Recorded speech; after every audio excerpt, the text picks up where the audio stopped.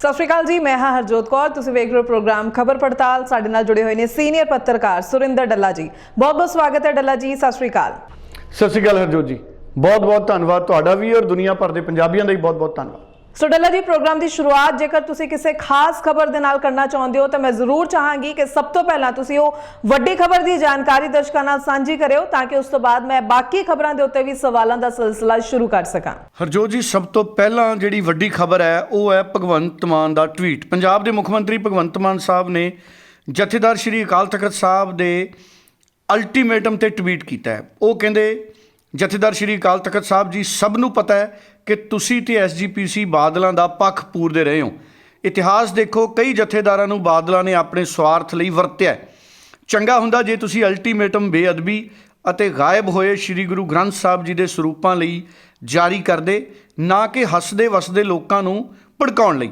सो मैनूं लगदा हरजोत जी, भगवंत मान होना दे इस ट्वीट तो बाद इस मामले ते हुण सियासत शुरू होगी।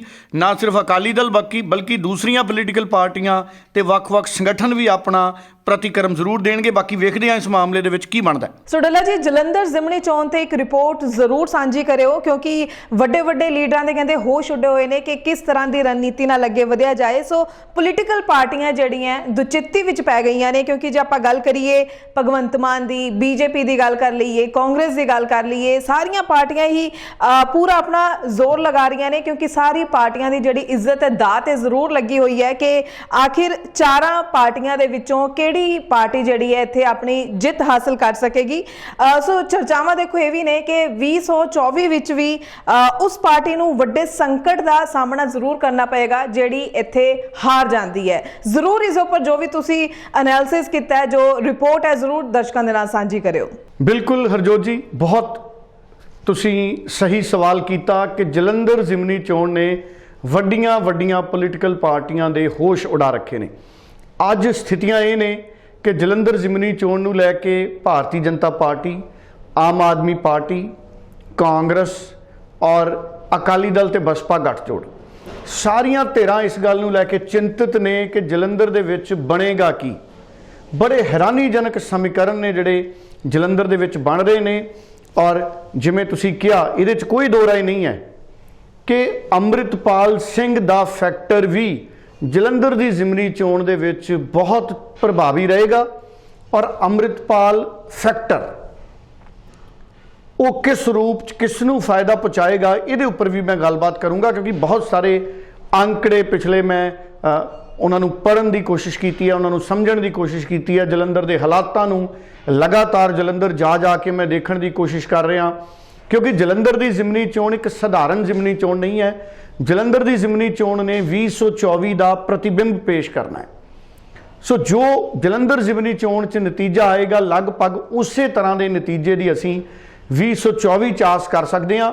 सब तो पहला सानू पता है हरजोत जी कि जलंधर जिमनी चोण 42% के करीब जिहड़ा वोट फीसद है जलंधर जिमनी चोण च साडे राखवें करने वाले भाईचारे की वोट है। ये बहुत वड्डा फैक्टर है जलंधर दे विच। और जदों असी गल करते हैं पिछले ट्रेंड की 18,000 वोटां ते जिते सी सिर्फ चौधरी संतोख सिंह, सिर्फ 18,000 वोटां ते। और श्रोमणी अकाली दल दे चरणजीत सिंह अटवाल साहब जिहड़े कि साबका डिप्टी स्पीकर भी रहे ने, जदों नोट लहराए गए सी पार्लीमेंट दे विच, मनमोहन सिंह जदों प्रधानमंत्री सी तो उदों स्पीकर की कुर्सी ते चरणजीत सिंह अटवाल बैठे सी। वो चोण लड़े पिछली बारी अकाली दल और बसपा के सांझे उम्मीदवार के तौर पर, वो नहीं जित सके पर उस तो बाद वो ज़्यादा सरगर्म नहीं हुए। इसे करके अकाली दल को इस वक्त दिक्कत है कि असी किस नूं उम्मीदवार उतारीए। पवन टीनू पहला भी लोक सभा की चोण लड़े, नहीं जित सके, विधायक रहे, विधान सभा की चोण लड़े, आदमपुर तो नहीं जित सके। हुण अकाली दल कोले पवन टीनू तो इलावा होर कोई वड्डा चेहरा इस वक्त नहीं है। और की कोई होर अकाली दल दे विच नवां चेहरा कितों आएगा, यहदी संभावना हाल की घड़ी घट लग रही है। इस करके श्रोमणी अकाली दल मेहनत तो बहुत कर रहा है। सुखबीर बादल लगातार उत्थे सरगर्म है, अकाली दल के लीडर सारे उत्थे सरगर्म है, पर अकाली दल की पहला वाली गल बनती नज़र नहीं आ रही। अमृतपाल फैक्टर तो बाद की होएगा मैं वह भी जिक्र करदा। मैं जो बीजेपी की गल करदा, बीजेपी च 2-3 नाम खूब चल रहे ने। सब तो पहला तो चल रहे हैं जिहड़े उत्थों के स्थानक लीडर ने, ਰਾਜੇਸ਼ ਬਾਘਾ ਜਿਹੜੇ SC BC ਸਾਡੇ ਜਿਹੜਾ ਕਮਿਸ਼ਨ ਹੈ ਸਾਡਾ ਰਾਖਵੇਂਕਰਨ ਦੇ ਭਾਈਚਾਰੇ ਦਾ, ਉਸ ਕਮਿਸ਼ਨ ਨਾਲ ਜੁੜੇ ਰਹੇ ਨੇ। ਭਾਰਤੀ ਜਨਤਾ ਪਾਰਟੀ ਦੇ ਪੁਰਾਣੇ ਵਲੰਟੀਅਰ ਨੇ, ਬਹੁਤ ਪੁਰਾਣੇ ਲੀਡਰ ਨੇ ਬੀਜੇਪੀ ਦੇ, ਉਹਨਾਂ ਦਾ ਨਾਮ ਬੜੀ ਸ਼ਿੱਦਤ ਨਾਲ ਚੱਲ ਰਿਹਾ। ਪਾਰਟੀ ਪ੍ਰਧਾਨ ਅਸ਼ਵਨੀ ਸ਼ਰਮਾ, ਜਨਰਲ ਸਕੱਤਰ ਜੀਵਨ ਗੁਪਤਾ, ਉਹ ਵੀ ਲਗਾਤਾਰ ਸਰਗਰਮ ਨੇ। ਔਰ ਡਾਕਟਰ ਰਾਜਕੁਮਾਰ ਵੇਰਕਾ ਦਾ ਨਾਮ ਵੀ ਕਿਤੇ ਕਿਤੇ ਉੱਭਰ ਕੇ ਆਉਂਦਾ ਹੈ। ਪਰ ਕੀ ਭਾਰਤੀ ਜਨਤਾ ਪਾਰਟੀ ਉਸ ਲੀਡਰ ਨੂੰ ਹੁਣੇ ਇਸ ਵਕਤ ਆਉਣ ਵਾਲੇ ਸਮੇਂ 'ਚ ਜਲੰਧਰ ਜ਼ਿਮਨੀ ਚੋਣ 'ਚ ਟਿਕਟ ਦੇ ਸਕਦੀ ਹੈ? ਜਿਹੜਾ ਵਿਅਕਤੀ ਹੁਣੇ ਕਾਂਗਰਸ 'ਚੋਂ ਆਇਆ, ਇਹ ਵੀ ਇੱਕ ਵੱਖਰਾ ਸਵਾਲ ਹੈ ਜਿਹੜਾ ਬੀਜੇਪੀ ਦੇ ਸਾਹਮਣੇ ਹੈ। ਉਂਝ ਦੇਖਿਆ ਜਾਵੇ ਤਾਂ ਡਾਕਟਰ ਰਾਜਕੁਮਾਰ ਵੇਰਕਾ ਦਾ ਵਿਰੋਧ ਕਿਸੇ ਤਰ੍ਹਾਂ ਦਾ ਨਹੀਂ ਹੈ। ਰਾਜਕੁਮਾਰ ਵੇਰਕਾ ਵੀ ਇੱਕ ਸੈਕੂਲਰ ਲੀਡਰ ਦੇ ਤੌਰ ਤੇ ਦੇਖੇ ਜਾਂਦੇ ਨੇ, ਭਾਵੇਂ ਕਾਂਗਰਸ 'ਚ ਰਹੇ ਤੇ ਭਾਵੇਂ ਹੁਣ ਬੀਜੇਪੀ 'ਚ ਆ ਗਏ। ਜਿੱਥੋਂ ਤੱਕ ਗੱਲ ਹੈ ਰਾਜੇਸ਼ ਬਾਘਾ ਦੀ, ਉਹ ਭਾਰਤੀ ਜਨਤਾ ਪਾਰਟੀ ਦੀ ਆਈਡੀਓਲੋਜੀ ਤੇ ਅੱਗੇ ਵਧਣ ਵਾਲੇ ਲੀਡਰ ਨੇ, ਬੜੇ ਪੁਰਾਣੇ ਲੀਡਰ ਨੇ, ਕਾਡਰ ਸੰਗਠਨ ਦੇ ਨਾਲ ਜੁੜੇ ਹੋਏ ਨੇ। ਬੀਜੇਪੀ ਇਹ ਵੀ ਸੁਨੇਹਾ ਦੇਣਾ ਚਾਹੂਗੀ ਕਿ ਜਦੋਂ ਅਸੀਂ ਤਰਜੀਹ ਦੇਣੀ ਹੈ ਤੇ ਅਸੀਂ ਆਪਣੇ ਸੰਗਠਨ ਦੇ ਕਿਸੇ ਉਮੀਦਵਾਰ ਨੂੰ ਤਰਜੀਹ ਦੇ ਰਹੇ ਹਾਂ। ਇਹਦਾ ਵੀ ਫਰਕ ਪਏਗਾ ਜੇ ਰਾਜੇਸ਼ ਬਾਘਾ ਹੋਣੀ ਉਮੀਦਵਾਰ ਬਣਦੇ ਨੇ। ਇਸ ਤੋਂ ਇਲਾਵਾ ਚਰਚਾਵਾਂ ਦੇ ਵਿੱਚ ਕਈ ਨਾਮ ਨੇ, ਵਿਜੇ ਸਾਂਪਲਾ ਹੋਣਾ ਦਾ, ਲੇਕਿਨ ਪਰ ਮੁੱਖ ਰੂਪ ਦੇ ਵਿੱਚ ਰਾਜੇਸ਼ ਬਾਘਾ, ਜਿਨ੍ਹਾਂ ਨੂੰ ਪੂਰਾ ਸਮਰਥਨ ਹੈ ਭਾਰਤੀ ਜਨਤਾ ਪਾਰਟੀ ਦੇ ਸਥਾਨਕ ਸੰਗਠਨ ਦਾ, ਪੰਜਾਬ ਦੇ ਸੰਗਠਨ ਦਾ। ਔਰ ਡਾਕਟਰ ਰਾਜਕੁਮਾਰ ਵੇਰਕਾ ਨੂੰ ਵੀ ਇੱਕ ਤਰੀਕੇ ਨਾਲ ਸੰਗਠਨ ਨੇ, ਰਾਜਕੁਮਾਰ ਵੇਰਕਾ ਵੀ ਸੰਗਠਨ 'ਚ ਰਚ ਮਿਚ ਚੁੱਕੇ ਨੇ। ਹੁਣ ਫੈਸਲਾ ਕੀ ਹੁੰਦਾ ਬੀਜੇਪੀ ਦਾ, ਇਹ ਬਹੁਤ ਮਹੱਤਵਪੂਰਨ ਰਹੇਗਾ। ਹੁਣ ਗੱਲ ਆਮ ਆਦਮੀ ਪਾਰਟੀ ਦੀ। ਆਮ ਆਦਮੀ ਪਾਰਟੀ ਦੇ ਸਾਨੂੰ ਪਤਾ ਹੈ ਡਾਕਟਰ ਸੰਦੀਪ ਨੇ ਕਾਫੀ ਕੋਸ਼ਿਸ਼ਾਂ ਕੀਤੀਆਂ। ਕੁਝ ਦਿਨ ਪਹਿਲਾਂ ਡਾਕਟਰ ਸੰਦੀਪ ਪਾਠਕ ਨੇ ਮੀਟਿੰਗ ਵੀ ਕੀਤੀ ਹੈ। ਕਹਿੰਦੇ ਉਹਨਾਂ ਨੇ ਰਣਨੀਤਿਕ ਵਿਚਾਰਾਂ ਕੀਤੀਆਂ ਨੇ ਜਲੰਧਰ ਜ਼ਿਮਨੀ ਚੋਣ ਨੂੰ ਲੈ ਕੇ।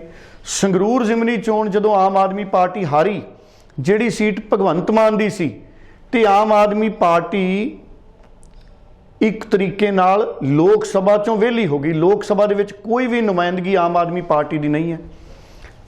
ਭਗਵੰਤ ਮਾਨ ਕਰਨਾਟਕਾ 'ਚ ਜਾ ਕੇ ਕਹਿ ਰਹੇ ਨੇ ਕਿ ਅਸੀਂ ਅਰਵਿੰਦ ਕੇਜਰੀਵਾਲ ਜੀ ਨੂੰ ਪ੍ਰਧਾਨ ਮੰਤਰੀ ਬਣਾਉਣਾ ਹੈ।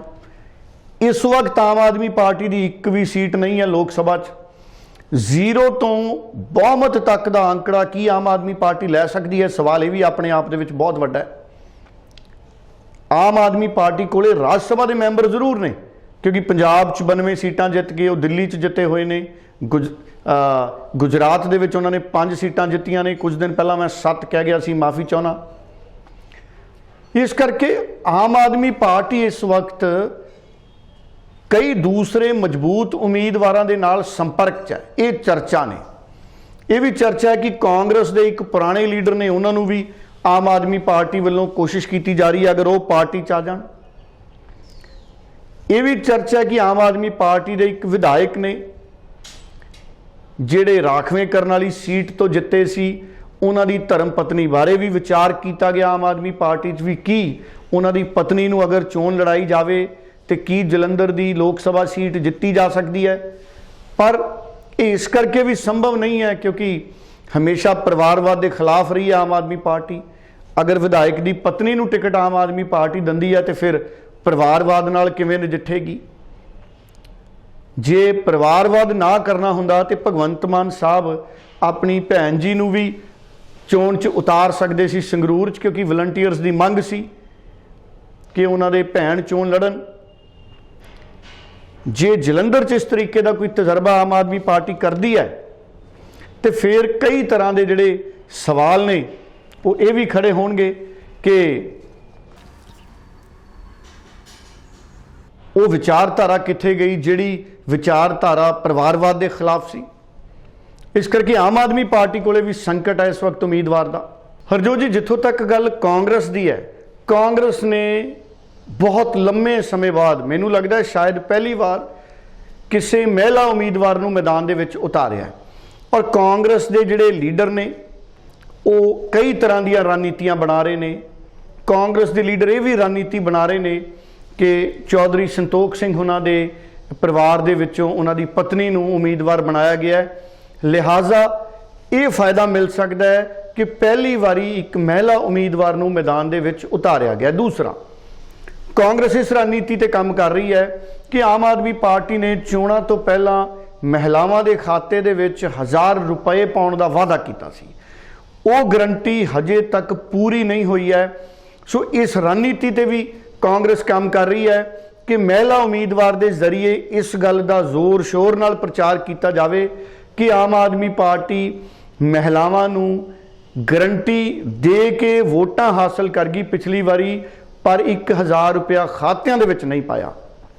हुण ये जिहड़ा मुद्दा है महिलावां दे खाते च 1000 रुपए का, जदों कांग्रेस के महिला उम्मीदवार लोकां च लैके जाणगे तो किस तरह का इस मुद्दे ते प्रतिक्रम लोकां वल्लों आएगा, ये भी देखना बड़ा दिलचस्प रहेगा।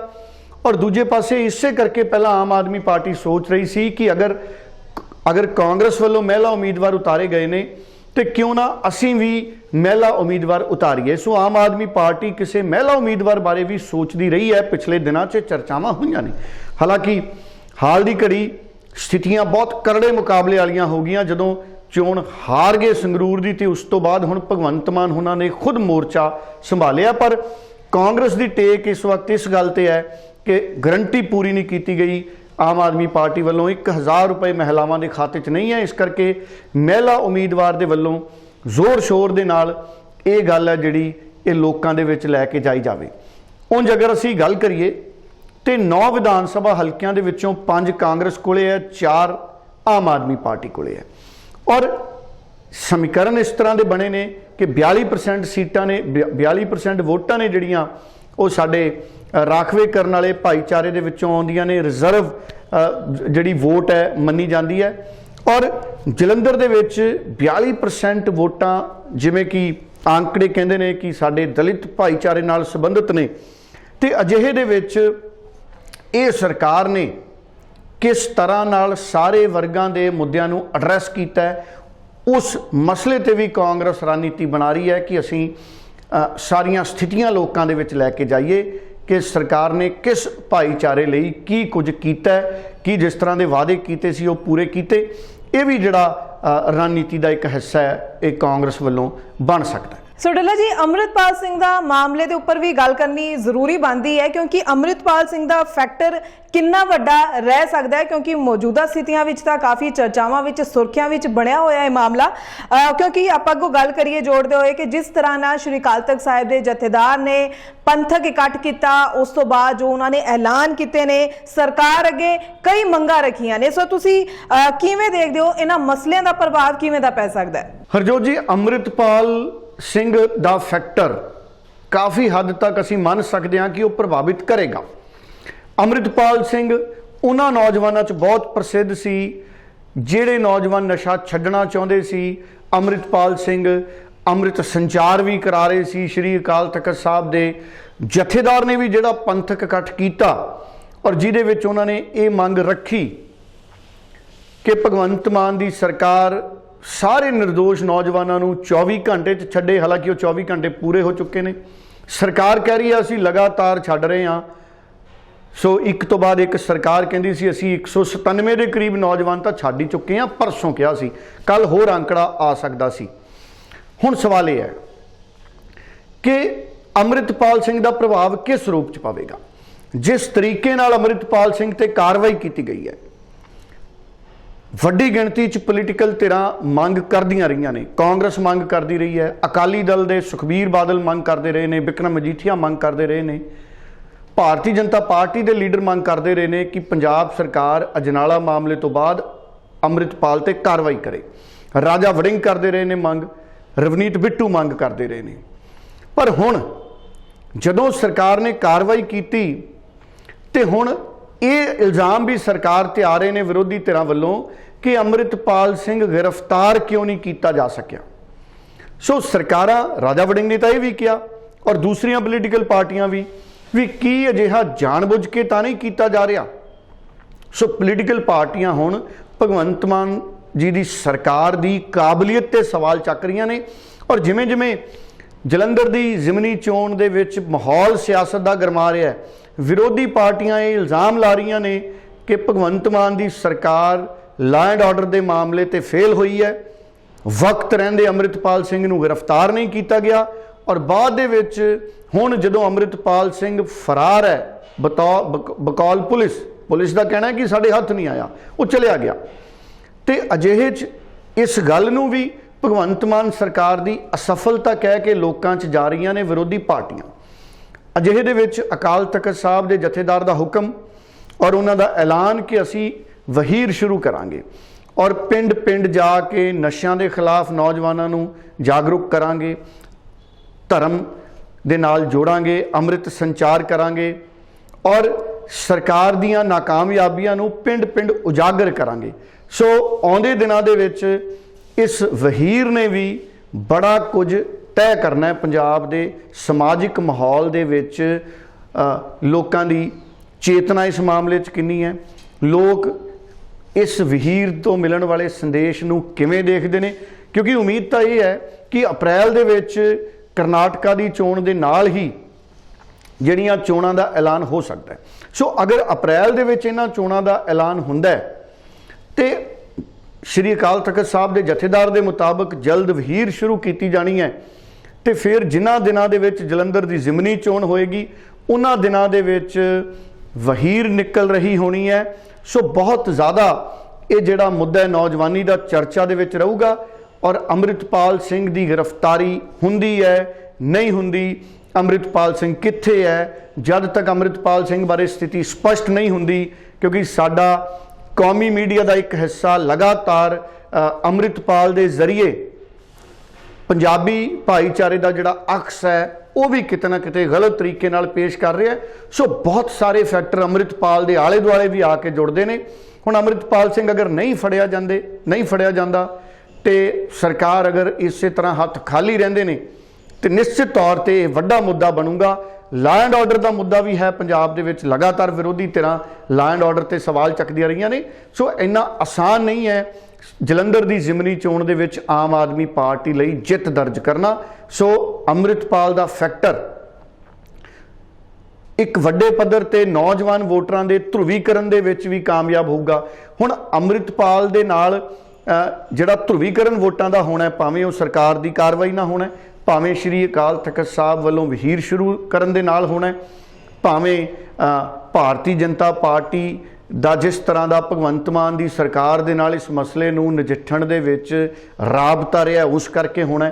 ਸੋ ਧਰੁਵੀਕਰਨ ਕਿਸ ਰੂਪ 'ਚ ਹੋਣਾ ਹੈ ਕਿ ਸਿਮਰਨਜੀਤ ਸਿੰਘ ਮਾਨ ਦਾ ਉਮੀਦਵਾਰ, ਸ਼੍ਰੋਮਣੀ ਅਕਾਲੀ ਦਲ ਅੰਮ੍ਰਿਤਸਰ ਦਾ ਉਮੀਦਵਾਰ ਵੀ ਇਸ ਵਾਰ ਮੈਦਾਨ 'ਚ ਆ ਕੇ ਕੋਈ ਧਰੁਵੀਕਰਨ ਕਰਨ ਦੇ ਵਿੱਚ ਕਾਮਯਾਬ ਹੋਊਗਾ। ਬਹੁਤ ਸਾਰੇ ਫੈਕਟਰ ਹੈ, ਪਰ ਧਰੁਵੀਕਰਨ ਵੋਟਾਂ ਦਾ ਹੋਣਾ ਉਹ ਕਿਸ ਰੂਪ 'ਚ ਹੋਣਾ ਇਸ ਵਕਤ ਅੰਦਾਜ਼ਾ ਲਾਣਾ ਬਹੁਤ ਔਖਾ ਹੈ ਕਿ ਨਫਾ ਕਿਸ ਨੂੰ ਤੇ ਨੁਕਸਾਨ ਕਿਸ ਨੂੰ। ਪਰ ਜਿਵੇਂ ਜਿਵੇਂ ਦਿਨ ਅੱਗੇ ਵਧਣਗੇ ਨਵੇਂ ਨਫੇ ਨੁਕਸਾਨ ਦੀਆਂ ਕੈਲਕੂਲੇਸ਼ਨਸ ਲੱਗਣੀਆਂ ਜ਼ਰੂਰ ਸ਼ੁਰੂ ਹੋਣਗੀਆਂ। ਸੋ ਡੱਲਾ ਜੀ, ਸ਼੍ਰੀ ਅਕਾਲ ਤਖਤ ਸਾਹਿਬ ਦੇ ਜਥੇਦਾਰ ਸਾਹਿਬ ਨੇ ਜਿਹੜੇ ਪੰਥਕ ਇਕੱਠ ਤੋਂ ਬਾਅਦ ਫੈਸਲੇ ਸੁਣਾਏ, ਐਲਾਨ ਕੀਤੇ ਨੇ, ਉਸ ਤੋਂ ਬਾਅਦ ਕਈ ਤਰ੍ਹਾਂ ਦੇ ਰਿਐਕਸ਼ਨਸ ਵੀ ਆਪਾਂ ਜ਼ਰੂਰ ਵੇਖੇ ਤੇ ਸੁਣੇ ਨੇ। ਸੋ ਆਪਾਂ ਗੱਲ ਇੱਥੇ ਸ਼੍ਰੋਮਣੀ ਅਕਾਲੀ ਦਲ ਦੇ ਪ੍ਰਧਾਨ ਸੁਖਬੀਰ ਸਿੰਘ ਬਾਦਲ ਦੀ ਵੀ ਕਰ ਲਈਏ, ਉਹਨਾਂ ਦਾ ਵੀ ਰਿਐਕਸ਼ਨ ਜੋ ਆਇਆ ਸੀ। ਸੋ ਕਿਸ ਰੂਪ ਦੇ ਵਿੱਚ ਦੇਖਿਆ ਜਾਏ ਜੋ ਕੁਝ ਵੀ ਉਹਨਾਂ ਨੇ ਕਿਹਾ? ਹਰਜੋਤ ਜੀ, ਜਿਸ ਰੂਪ ਦੇ ਵਿੱਚ ਸ਼੍ਰੀ ਅਕਾਲ ਤਖਤ ਸਾਹਿਬ ਦੇ ਜਥੇਦਾਰ ਨੇ ਸੱਦਾ ਲਾਇਆ, ਸਰਕਾਰ ਨੂੰ 24 ਘੰਟਿਆਂ ਦਾ ਵਕਤ ਦਿੱਤਾ ਸੀ ਨੌਜਵਾਨਾਂ ਦੀ ਰਿਹਾਈ ਲਈ, ਸ਼੍ਰੋਮਣੀ ਅਕਾਲੀ ਦਲ ਸ਼੍ਰੀ ਅਕਾਲ ਤਖਤ ਸਾਹਿਬ ਦੇ ਜਥੇਦਾਰ ਦੇ ਸੱਦੇ ਅਤੇ ਫੈਸਲੇ ਦੇ ਸਮਰਥਨ 'ਚ ਆ ਗਿਆ।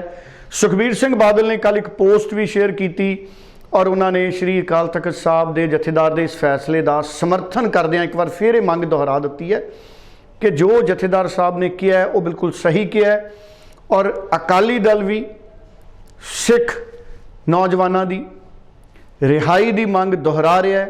ਔਰ ਇਹਦੇ ਨਾਲ ਨਾਲ ਉਹਨਾਂ ਨੇ ਇਲਜ਼ਾਮ ਵੀ ਲਾਇਆ, ਉਹਨਾਂ ਨੇ ਕਿਹਾ ਕਿ ਜਿਹੜੀ ਸੂਬੇ ਦੀ ਸਰਕਾਰ ਹੈ ਕਿਤੇ ਨਾ ਕਿਤੇ ਕੌਮੀ ਮੀਡੀਆ ਦੇ ਨਾਲ ਮਿਲ ਕੇ ਇੱਕ ਭਾਈਚਾਰੇ ਦੇ ਅਕਸ ਨੂੰ ਖਰਾਬ ਕਰ ਰਹੀ ਹੈ। ਗੰਭੀਰ ਇਲਜ਼ਾਮ ਉਹਨਾਂ ਨੇ ਲਾਇਆ। ਹਾਲਾਂਕਿ ਮੈਨੂੰ ਇਹ ਲੱਗਦਾ ਹੈ ਕਿ ਜਿਹੜਾ ਕੌਮੀ ਮੀਡੀਆ ਉਹ ਕਿਸੇ ਦੇ ਵੱਸ ਨਹੀਂ ਹੈ। ਖੇਤਰੀ ਮੀਡੀਆ ਭਾਵੇਂ ਸੂਬੇ ਦੀ ਸਰਕਾਰ ਦੇ ਨਾਲ ਕਿਤੇ ਕਿਤੇ ਸੁਰਤਾਲ ਮਿਲਾ ਕੇ ਅੱਗੇ ਵਧਦਾ ਹੋਵੇ, ਪਰ ਕੌਮੀ ਮੀਡੀਆ ਨੇ ਜਿਸ ਤਰੀਕੇ ਨਾਲ ਰਿਪੋਰਟਿੰਗ ਕੀਤੀ ਹੈ ਅੰਮ੍ਰਿਤਪਾਲ ਦੇ ਮਾਮਲੇ ਤੇ, ਕਿਤੇ ਨਾ ਕਿਤੇ ਇੱਕ ਹਿੱਸਾ ਕੌਮੀ ਮੀਡੀਆ ਦਾ ਪੰਜਾਬ ਦੇ ਹਾਲਾਤਾਂ ਨੂੰ ਚੰਗੀ ਤਰ੍ਹਾਂ ਸਮਝ ਨਹੀਂ ਸਕਦਾ, ਮੁੱਦਿਆਂ ਨੂੰ ਚੰਗੀ ਤਰ੍ਹਾਂ ਸਮਝ ਨਹੀਂ ਪਾ ਰਿਹਾ ਤੇ ਉਹ ਨਾ ਪੱਖੀ ਰਵੱਈਆ ਪੰਜਾਬ ਦੇ ਪ੍ਰਤੀ, ਸਾਡੇ ਭਾਈਚਾਰੇ ਪ੍ਰਤੀ ਉਹਨਾਂ ਦਾ ਰਿਹਾ ਜਿਹੜਾ ਸੱਚਮੁੱਚ ਬਹੁਤ ਨਿੰਦਣਯੋਗ ਤੇ ਚਿੰਤਾਜਨਕ ਵੀ ਹੈ।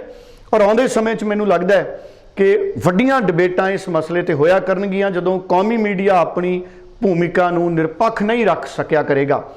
ਮੈਂ ਕਹਿੰਦਾ ਜ਼ਰੂਰ ਇਸ ਮੁਲਕ ਦੇ ਵਿੱਚ ਕਿਸੇ ਦਾ ਵੀ ਕਿਸੇ ਸੱਚੇ ਮੁੱਦੇ ਤੇ ਦੇਸ਼ ਹਿੱਤ 'ਚ ਪੰਜਾਬ ਹਿੱਤ 'ਚ ਪੱਖ ਲਿਆ ਜਾ ਸਕਦਾ ਹੈ, ਪਰ ਪੰਜਾਬ ਹਿੱਤ 'ਚ ਦੇਸ਼ ਹਿੱਤ 'ਚ ਪੱਖ ਤੋਂ ਇਲਾਵਾ ਜਦੋਂ ਕਿਸੇ ਵੀ ਮੁੱਦੇ ਨੂੰ ਗਲਤ ਤਰੀਕੇ ਨਾਲ ਤੋੜ ਮਰੋੜ ਕੇ ਪੇਸ਼ ਕੀਤਾ ਜਾਏਗਾ ਉਹ ਕਿਸੇ ਨੇ ਵੀ ਕਦੀ ਬਰਦਾਸ਼ਤ ਨਹੀਂ ਕਰਨਾ। ਸੋ ਇਸ ਕਰਕੇ ਇਹ ਮੁੱਦਾ ਹਜੇ ਮੈਨੂੰ ਲੱਗਦਾ ਬਹੁਤ ਦੂਰ ਤੱਕ ਜਾਏਗਾ, ਅਦਾਲਤਾਂ ਤੱਕ ਕੌਮੀ ਮੀਡੀਆ ਦੀ ਜਿਹੜੀ ਰਿਪੋਰਟਿੰਗ ਹੈ ਉਹ ਇਸ ਵਾਰ ਚੁਣੌਤੀ ਅਦਾਲਤਾਂ 'ਚ ਮਿਲਣ ਦੀ ਉਮੀਦ ਬਣੀ ਹੋਈ ਹੈ। ਜਿੱਥੋਂ ਤੱਕ ਗੱਲ ਰਹੀ ਸੁਖਬੀਰ ਸਿੰਘ ਬਾਦਲ ਹੋਣਾ ਦੀ, ਕਿਉਂਕਿ ਸ਼੍ਰੀ ਅਕਾਲ ਤਖਤ ਸਾਹਿਬ ਨੇ ਜਿਹੜਾ ਪੰਥਕ ਇਕੱਠ ਸੱਦਿਆ ਸੀ ਉਹਦੇ ਵਿੱਚ ਚੁਣੇ ਹੋਏ ਨੁਮਾਇੰਦੇ ਉਹਨਾਂ ਨੇ ਆਪਣੇ ਹਿਸਾਬ ਨਾਲ ਚੁਣ ਕੇ ਸੰਗਠਨ ਬੁਲਾਏ, ਸ਼੍ਰੋਮਣੀ ਗੁਰਦੁਆਰਾ ਪ੍ਰਬੰਧਕ ਕਮੇਟੀ ਦੇ ਨੁਮਾਇੰਦੇ ਬਣਾਏ, ਦਿੱਲੀ ਸਿੱਖ ਗੁਰਦੁਆਰਾ ਮੈਨੇਜਮੈਂਟ ਕਮੇਟੀ ਦੇ ਨੁਮਾਇੰਦੇ ਬੁਲਾਏ। ਸੋ ਪੋਲੀਟੀਕਲ ਪਾਰਟੀਆਂ ਨੂੰ ਸੱਦਾ ਨਹੀਂ ਸੀ, ਸੋ ਫਿਰ ਵੀ ਅਕਾਲੀ ਦਲ ਨੇ ਸਮਰਥਨ ਕਰਕੇ ਇੱਕ ਤਰੀਕੇ ਨਾਲ ਆਪਣੀ ਹਾਜ਼ਰੀ ਇਸ ਮੁਹਿੰਮ 'ਚ ਲਵਾਈ ਹੈ। ਸੋ ਆਉਂਦੇ ਦਿਨਾਂ 'ਚ ਮੈਨੂੰ ਲੱਗਦਾ ਹੈ ਅਕਾਲੀ ਦਲ ਵੱਲੋਂ ਵੀ ਜਿਹੜੇ ਵੱਖ-ਵੱਖ ਤਰ੍ਹਾਂ ਦੇ ਪ੍ਰੋਗਰਾਮ ਨੇ ਉਹ ਉਲੀਕੇ ਜਾ ਸਕਦੇ ਨੇ ਇਸ ਮਸਲੇ ਤੇ। ਸੋ ਡੱਲਾ ਜੀ, ਪੰਥਕ ਇਕੱਠ ਵਿੱਚ ਜਿਹੜੇ ਫੈਸਲੇ ਹੋਏ ਅਸੀਂ ਸਾਰਿਆਂ ਨੇ ਸੁਣਿਆ, ਜਿਹੜੇ ਐਲਾਨ ਕੀਤੇ ਗਏ ਜਥੇਦਾਰ ਸਾਹਿਬ ਵੱਲੋਂ, ਉਸ ਤੋਂ ਬਾਅਦ ਸ਼੍ਰੋਮਣੀ ਅਕਾਲੀ ਦਲ ਦਾ ਜਿਹੜਾ ਸਮਰਥਨ ਉਹਨਾਂ ਨੂੰ ਮਿਲਿਆ।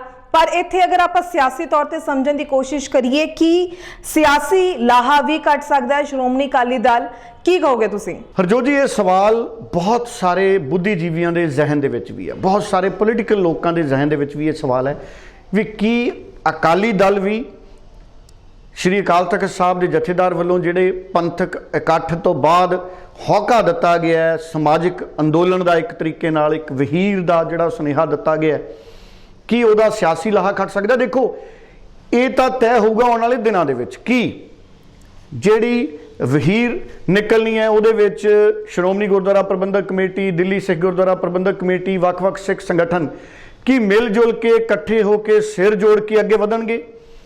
ਅਗਰ ਉਹ ਸਾਰੇ ਸਿਰ ਜੋੜ ਕੇ ਅੱਗੇ ਵਧਦੇ ਨੇ, ਕੀ ਉਹਦੇ ਵਿੱਚ ਪੋਲੀਟੀਕਲ ਪਾਰਟੀਆਂ ਦੀ ਸ਼ਮੂਲੀਅਤ ਨੂੰ ਮਨਜ਼ੂਰੀ ਦਿੱਤੀ ਜਾਏਗੀ?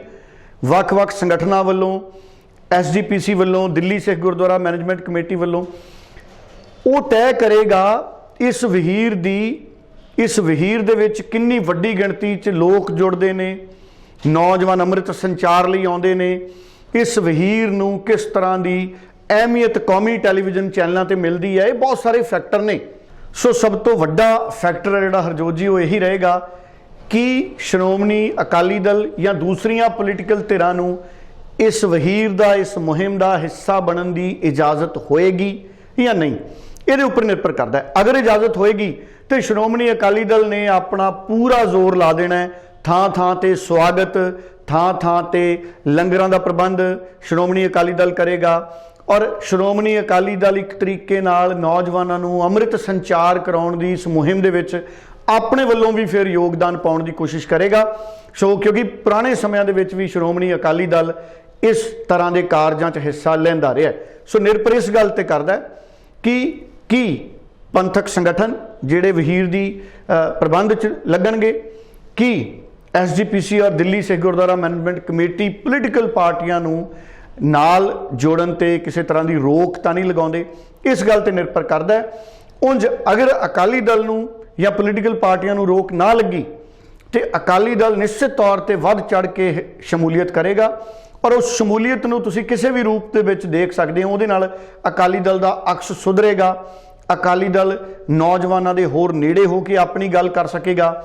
ਫਿਰ ਨਿਸ਼ਚਿਤ ਤੌਰ ਤੇ ਸਵਾਲ ਫਿਰ ਖੜਾ ਹੋਏਗਾ ਵੀ ਕੀ ਅਕਾਲੀ ਦਲ ਨੂੰ ਇਹ ਸਭ ਕੁਝ ਕਰਨ ਤੋਂ ਬਾਅਦ ਪੋਲੀਟੀਕਲ ਫਾਇਦਾ ਮਿਲਦਾ ਹੈ, ਨੌਜਵਾਨੀ ਉਹਨਾਂ ਨਾਲ ਮੁੜਦੀ ਹੈ, ਪੰਥਕ ਵੋਟਰ ਅਕਾਲੀ ਦਲ ਨਾਲ ਕਿਸ ਹੱਦ ਤੱਕ ਮੁੜਦਾ ਹੈ, ਇਹ ਫੇਰ ਤੈਅ ਹੋਏਗਾ। ਸੋ ਡੱਲਾ ਜੀ, ਇਹ ਵੀ ਜ਼ਰੂਰ ਕਲੀਅਰ ਕਰਿਓ ਕਿਉਂਕਿ ਆਪਾਂ ਗੱਲ ਕਰੀਏ ਤਾਂ ਕੱਲ ਫੇਰ ਜੋ ਹੈ Punjab and Haryana high court ਵਿੱਚ ਜੋ ਹੈ ਸੁਣਵਾਈ ਹੋਈ ਹੈ ਅੰਮ੍ਰਿਤਪਾਲ ਸਿੰਘ ਮਾਮਲੇ ਨੂੰ ਲੈ ਕੇ ਕਿ ਆਖਿਰ ਕਿੱਥੇ ਹੈ ਅੰਮ੍ਰਿਤਪਾਲ। ਸੋ ਚਰਚਾਵਾਂ ਤੇ ਵੀ ਨੇ ਕਿ ਨੇਪਾਲ ਤੱਕ ਹੋਣ ਦੀਆਂ ਗੱਲਾਂ ਨੇ, ਦਿੱਲੀ ਵਿੱਚ ਦੇਖੇ ਜਾਣ ਦੀਆਂ ਖਬਰਾਂ ਨੇ। ਸੋ ਕੋਈ ਵੀ ਸਥਿਤੀ ਹਾਲੇ ਤੱਕ ਸਾਫ਼ ਨਹੀਂ ਹੋ ਪਾ ਰਹੀ ਹੈ। ਸੋ ਮੀਡੀਆ ਦੀਆਂ ਚਰਚਾਵਾਂ ਇੱਕ ਪਾਸੇ ਤੇ ਜੇ ਅਦਾਲਤ ਦੀ ਜਿਹੜੀ ਹੁਣ ਸੁਣਵਾਈ ਹੋਈ ਹੈ ਇਸ ਮਾਮਲੇ ਨੂੰ ਲੈ ਕੇ ਉਸ ਵਿੱਚੋਂ ਕੀ ਨਿਕਲ ਕੇ ਉਸ ਦੀ ਜਾਣਕਾਰੀ ਦਰਸ਼ਕਾਂ ਨਾਲ ਜ਼ਰੂਰ ਸਾਂਝੀ ਕਰਿਓ। ਦੇਖੋ, ਸਾਨੂੰ ਪਤਾ ਹੈ ਅੰਮ੍ਰਿਤਪਾਲ ਸਿੰਘ ਹੁਣਾਂ ਦੇ ਪੱਖ ਦੇ ਜਿਹੜੇ ਵਕੀਲ ਨੇ ਉਹਨਾਂ ਵੱਲੋਂ ਹੀਬੀਅਸ ਕਾਰਪਸ ਪਾਈ ਹੋਈ ਹੈ ਅਦਾਲਤ ਦੇ ਵਿੱਚ।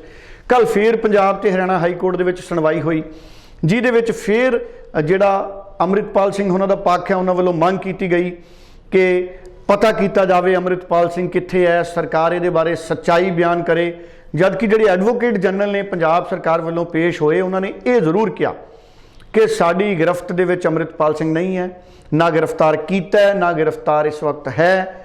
ਔਰ ਉਹਨਾਂ ਨੇ ਇਹ ਜ਼ਰੂਰ ਕਿਹਾ ਕਿ ਸੰਭਾਵਨਾ ਗ੍ਰਿਫਤਾਰੀ ਦੀ ਹੋ ਸਕਦੀ ਹੈ, ਕਿਉਂਕਿ ਸਰਕਾਰ ਏਜੰਸੀਆਂ ਪੂਰੀ ਚੁਕੰਨੇ ਹੋ ਕੇ ਅੰਮ੍ਰਿਤਪਾਲ ਸਿੰਘ ਨੂੰ ਗ੍ਰਿਫਤਾਰ ਕਰਨ ਦੇ ਯਤਨਾਂ ਦੇ ਵਿੱਚ ਨੇ, ਕਿਉਂਕਿ ਪੰਜਾਬ 'ਚ ਬਹੁਤ ਵੱਡੀ ਗਿਣਤੀ ਦੇ ਵਿੱਚ ਪੁਲਿਸ ਮੁਲਾਜ਼ਮ ਲਾਏ ਗਏ, ਸੈਂਟਰਲ ਫੋਰਸਿਸ ਲਾਈਆਂ ਗਈਆਂ। ਇਸ ਕਰਕੇ ਸਰਕਾਰ ਦੀ ਕੋਸ਼ਿਸ਼ ਤਾਂ ਹੈ। ਇਹ ਵੀ ਚਰਚੇ ਆਏ ਕਿ ਨੇਪਾਲ ਦੀ ਸਰਕਾਰ ਨੂੰ ਲਿਖਿਆ ਗਿਆ ਭਾਰਤ ਸਰਕਾਰ ਵੱਲੋਂ ਕਿ ਅੰਮ੍ਰਿਤਪਾਲ ਸਿੰਘ ਅਗਰ ਨੇਪਾਲ 'ਚ ਹੈ ਤੇ ਉਸ ਦੀ ਤਲਾਸ਼ ਕੀਤੀ ਜਾਵੇ, ਉਸ ਨੂੰ ਦੇਸ਼ ਛੱਡਣ ਨਾ ਦਿੱਤਾ ਜਾਵੇ। ਕਈ ਤਰ੍ਹਾਂ ਦੇ ਸ਼ੰਕੇ ਮੀਡੀਆ ਦੇ ਵਿੱਚ ਵੀ ਪ੍ਰਗਟ ਕੀਤੇ ਗਏ। ਹੁਣ ਦਿੱਲੀ 'ਚ ਵੀ ਕੱਲ ਇੱਕ ਵੀਡੀਓ ਵਾਇਰਲ ਹੋਈ ਕਿ ਅੰਮ੍ਰਿਤਪਾਲ ਸਿੰਘ ਦਿੱਲੀ 'ਚ ਦੇਖਿਆ ਗਿਆ। ਉਸ ਤੋਂ ਪਹਿਲਾਂ ਵੀਡੀਓ ਸ਼ਾਹਬਾਦ ਦੀ ਵਾਇਰਲ ਕੀਤੀ ਗਈ, ਪਟਿਆਲੇ ਦਾ ਜ਼ਿਕਰ ਆਇਆ।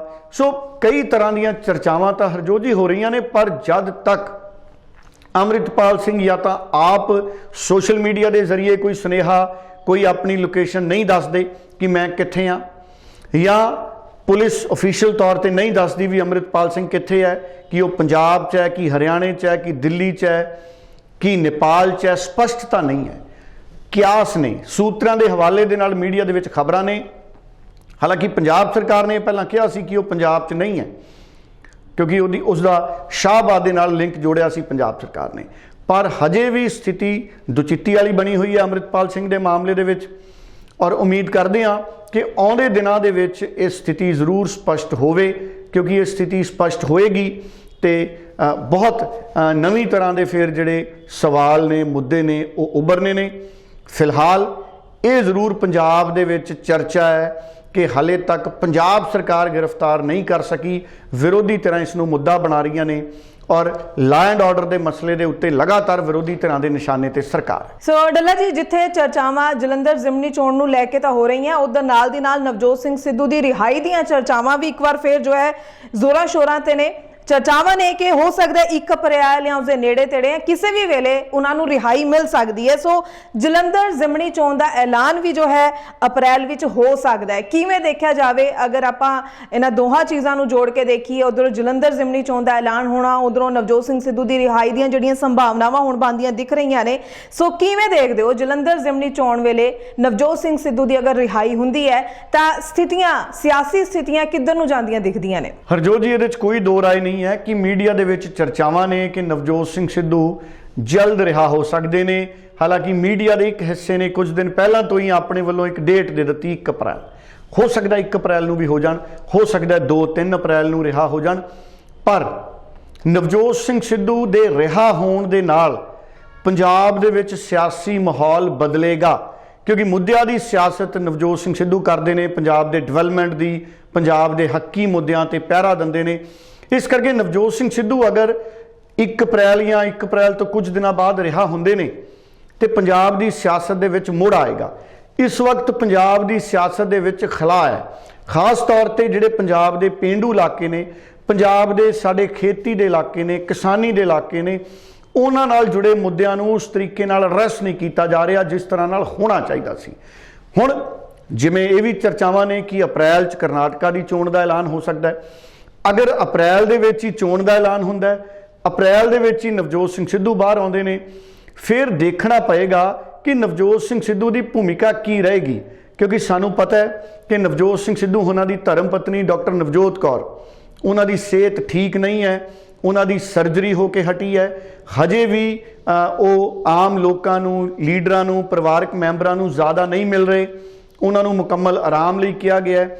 ਕੈਂਸਰ ਸਟੇਜ 2 ਇਸ ਵਕਤ ਉਹਨਾਂ ਦੀ ਚੱਲ ਰਹੀ ਹੈ, ਜਿਹੜੀ ਕਦੇ ਵੀ ਕੈਂਸਰ ਸਟੇਜ 2 ਨੂੰ ਅਸੀਂ ਬਹੁਤ ਹਲਕੇ 'ਚ ਨਹੀਂ ਲੈ ਸਕਦੇ। ਬਹੁਤ ਜ਼ਰੂਰੀ ਹੁੰਦਾ ਮੁਕੰਮਲ ਇਲਾਜ ਇਸ ਵੇਲੇ, ਔਰ ਪਰਿਵਾਰ ਦਾ ਸਾਥ ਵੀ ਜ਼ਰੂਰੀ ਹੁੰਦਾ। ਸੋ ਜਦੋਂ ਨਵਜੋਤ ਸਿੰਘ ਸਿੱਧੂ ਰਿਹਾ ਹੋ ਕੇ ਆਉਂਦੇ ਨੇ, ਸਭ ਤੋਂ ਪਹਿਲੀ ਤਰਜੀਹ ਨਿਸ਼ਚਿਤ ਤੌਰ ਤੇ ਹੁਣੇ ਬਣਦੀ ਹੈ ਕਿ ਉਹ ਆਪਣੇ ਪਰਿਵਾਰ ਦੇ ਵਿੱਚ ਜਾਣ। ਹਾਲਾਂਕਿ ਉਹਨਾਂ ਨੇ ਉਹ तमाम ਥਾਵਾਂ ਤੇ ਜਾਣਾ ਹੈ ਜਿੱਥੇ ਉਹ ਜਾਣਾ ਚਾਹੁੰਦੇ ਨੇ, ਉਹਨਾਂ ਦੀ ਆਸਥਾ ਹੈ। ਧਾਰਮਿਕ ਥਾਵਾਂ ਤੇ ਜਾਣਗੇ, ਸਿੱਧੂ ਮੂਸੇਵਾਲੇ ਦੇ ਪਰਿਵਾਰ ਨੂੰ ਮਿਲਣ ਜਾਣਗੇ, ਔਰ ਜਿਹੜਾ ਮੋਰਚਾ ਸੀ ਬਰਗਾੜੀ ਦਾ, ਉਹ ਪਹਿਲਾਂ ਜਾਂਦੇ ਰਹੇ ਨੇ। ਸੋ ਇਹਨਾਂ ਸਾਰੀਆਂ ਥਾਵਾਂ ਤੇ ਉਹ ਜਾਣਗੇ, ਦਰਬਾਰ ਸਾਹਿਬ ਵੀ ਜਾਣਗੇ, ਨਿਸ਼ਚਿਤ ਤੌਰ ਤੇ ਹਰ ਜਗ੍ਹਾ ਆਸਥਾ ਵਾਲੀ ਥਾਂ ਤੇ ਉਹ ਜਾਣਗੇ। ਪਰ ਕਿਉਂਕਿ ਉਸ ਤੋਂ ਬਾਅਦ ਫਿਰ ਉਹ ਪਰਿਵਾਰ ਦੇ ਨਾਲ ਉਹਨਾਂ ਦਾ ਰਾਬਤਾ ਜ਼ਰੂਰੀ ਹੋ ਜਾਣਾ ਹੈ।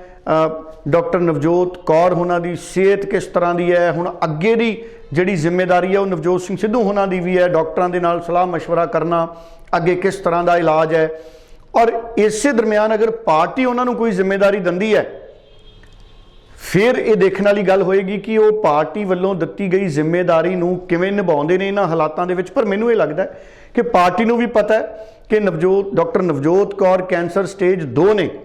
ਸੋ ਮੈਨੂੰ ਲੱਗਦਾ ਹੈ ਪਾਰਟੀ ਉਹਨਾਂ ਨਾਲ ਸਲਾਹ ਮਸ਼ਵਰਾ ਕਰਕੇ ਹੀ ਕੋਈ ਜਿਹੜੀ ਜ਼ਿੰਮੇਵਾਰੀ ਹੈ ਉਹਨਾਂ ਨੂੰ ਸੌਂਪੇਗੀ। ਔਰ ਅਗਰ ਪਾਰਟੀ ਕੋਈ ਜ਼ਿੰਮੇਵਾਰੀ ਦਿੰਦੀ ਹੈ ਜਾਂ ਨਵਜੋਤ ਸਿੰਘ ਸਿੱਧੂ ਦੇ ਸਾਥੀ ਨੇ ਜਿਹੜੇ ਉਹਨਾਂ ਦੇ ਟੀਮ ਦੇ ਜਿਹੜੇ ਹੋਰ ਲੀਡਰ ਨੇ ਉਹ ਉਹਨਾਂ ਨਾਲ ਸਲਾਹ ਮਸ਼ਵਰਾ ਕਰਦੇ ਨੇ, ਉਸ ਤੋਂ ਬਾਅਦ ਹੀ ਮੈਨੂੰ ਲੱਗਦਾ ਨਵਜੋਤ ਸਿੰਘ ਸਿੱਧੂ ਤੈਅ ਕਰਨਗੇ ਕਿ ਕਿੰਨੀ ਕੁ ਸਰਗਰਮੀ ਆਉਂਦੇ ਸਾਰ ਰੱਖਣੀ ਹੈ।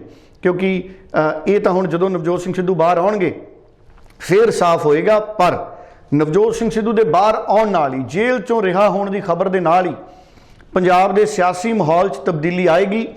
ਔਰ ਜਲੰਧਰ ਦੀ ਜਿਹੜੀ ਜ਼ਿਮਨੀ ਚੋਣ ਹੈ ਉਹਦੇ ਵਿੱਚ ਵੀ ਅਗਰ ਨਵਜੋਤ ਸਿੰਘ ਸਿੱਧੂ ਪ੍ਰਚਾਰ ਕਰਨ ਜਾਂਦੇ ਨੇ ਤੇ ਇੱਕ ਨਵਾਂ ਉੱਥੇ ਜਿਹੜਾ ਮੁਕਾਬਲਾ ਹੈ ਉਹ ਫਿਰ ਪੈਦਾ ਹੋਣ ਦੀ ਆਸ ਹੈ। ਕਿਉਂਕਿ ਅੱਜ ਵੀ ਪੰਜਾਬ ਦੇ ਲੋਕ ਨਵਜੋਤ ਸਿੰਘ ਸਿੱਧੂ ਦੀ ਇਮਾਨਦਾਰੀ, ਪੰਜਾਬ ਪ੍ਰਤੀ ਨਵਜੋਤ ਸਿੰਘ ਸਿੱਧੂ ਦੀ ਤਨਦੇਹੀ, ਪੰਜਾਬ ਪ੍ਰਤੀ ਸਮਰਪਣ, ਉਹ ਸਾਰੀਆਂ ਚੀਜ਼ਾਂ ਨੇ ਜਿਹੜੇ ਪੰਜਾਬ ਦੇ ਲੋਕ ਮਹਿਸੂਸ ਕਰਦੇ ਨੇ। ਸੋ ਬਹੁਤ ਬਹੁਤ ਧੰਨਵਾਦ ਡੱਲਾ ਜੀ ਤੁਹਾਡਾ ਕਿ ਤੁਸੀਂ ਇਹਨਾਂ ਸਾਰੀਆਂ ਹੀ ਖਬਰਾਂ ਦੇ ਉੱਪਰ ਪੂਰੀ ਜਾਣਕਾਰੀ ਦਰਸ਼ਕਾਂ ਨਾਲ ਸਾਂਝੀ ਕੀਤੀ ਹੈ। ਦਰਸ਼ਕਾਂ ਦਾ ਵੀ ਧੰਨਵਾਦ ਕਰਦੇ ਹਾਂ ਪ੍ਰੋਗਰਾਮ ਦੇ ਨਾਲ ਹਮੇਸ਼ਾ ਜੁੜਨ ਦੇ ਲਈ। ਤੇ ਇਸ ਦੇ ਨਾਲ ਹੀ ਮੈਨੂੰ ਯਾਨੀ ਕਿ ਹਰਜੋਤ ਕੌਰ ਨੂੰ ਵੀ ਦਿਓ ਜੀ ਇਜਾਜ਼ਤ। ਧੰਨਵਾਦ, ਬਹੁਤ ਬਹੁਤ ਧੰਨਵਾਦ।